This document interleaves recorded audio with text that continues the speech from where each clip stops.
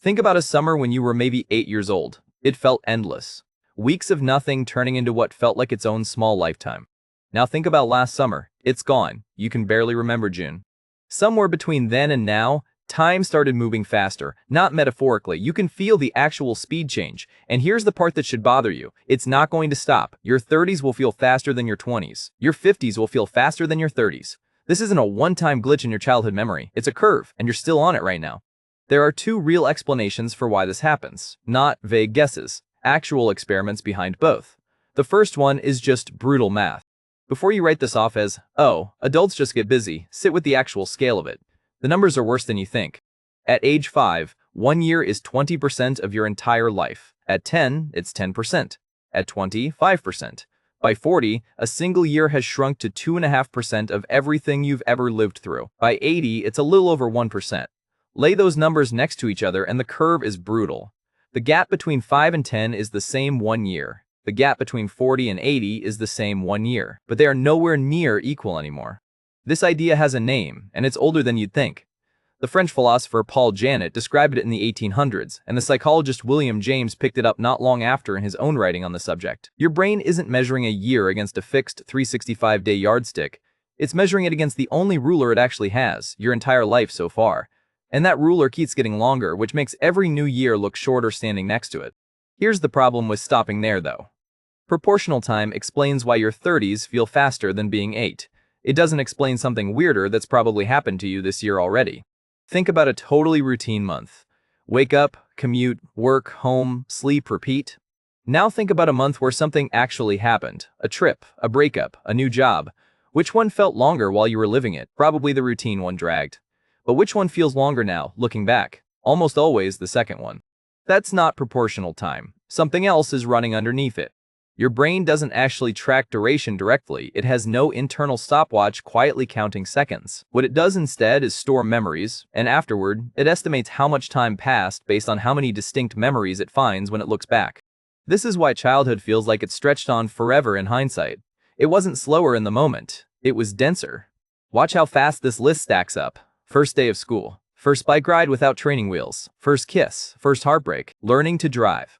Every single month was stacked with things your brain had never filed away before, so every month left behind a thick folder of memories. Adulthood, for a lot of people, stops generating new folders. The commute is the same. The job is the same. The weekend routine is the same. Your brain walks back through the last year looking for landmarks and finds a long, flat stretch with almost nothing marking it. So it concludes, reasonably, that not much time happened. Even though a full year did.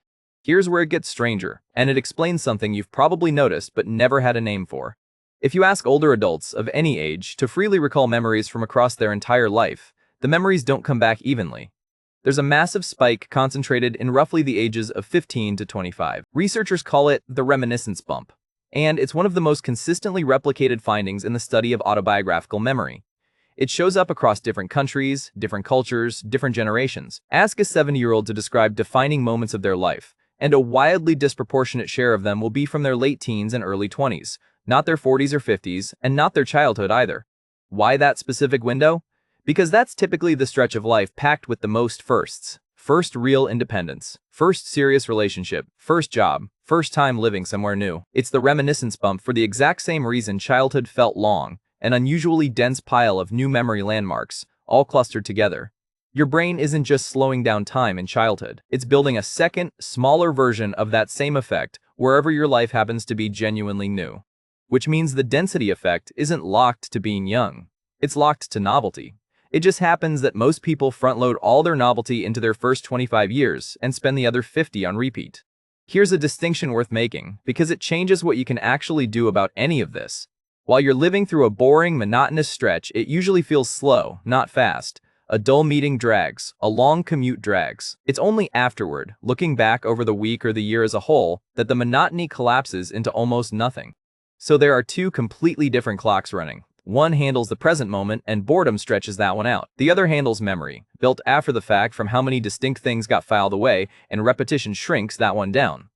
Most of what people mean when they say time is speeding up as they age isn't about the present moment clock at all. It's the memory clock, quietly erasing years that were too similar to each other to leave much behind.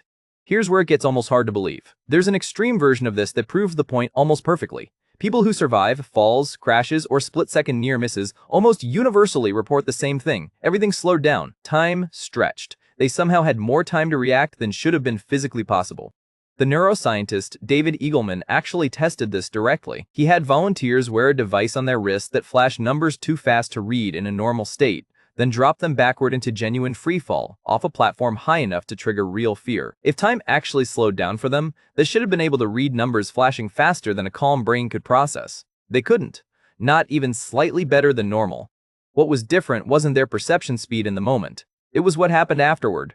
Fear activates the amygdala, which lays down an extra, denser layer of memory on top of whatever's normally being recorded. More memory packed into the same handful of seconds. So afterward, when the brain estimates how long that fall took using the same trick it uses for everything else, counting up the memory landmarks it finds, it comes back with a number far bigger than the actual seconds that passed.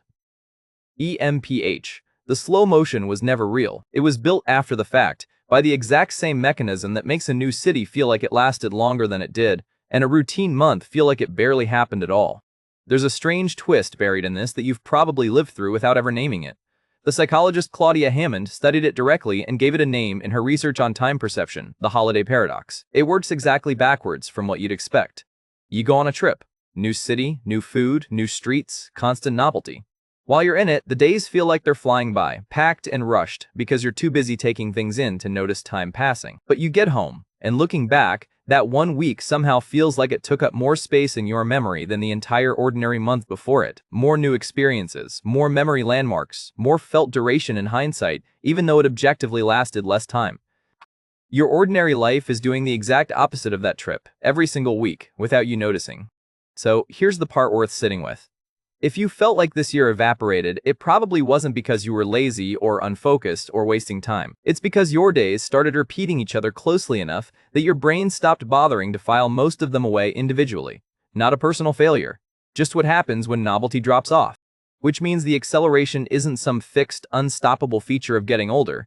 It's downstream of something you actually have some control over. The proportional math will always tilt toward faster, that part's locked in, but the memory density part isn't. That part responds directly to how much new material you're actually feeding your own life. This doesn't mean quitting your job or moving cities. It means your brain needs smaller landmarks, regularly, not one big one a year. A new route to work, a restaurant you've never tried, a conversation with someone outside your usual circle. None of that has to be dramatic. It just has to be new enough that your brain bothers to keep it. Think about that reminiscence bump again.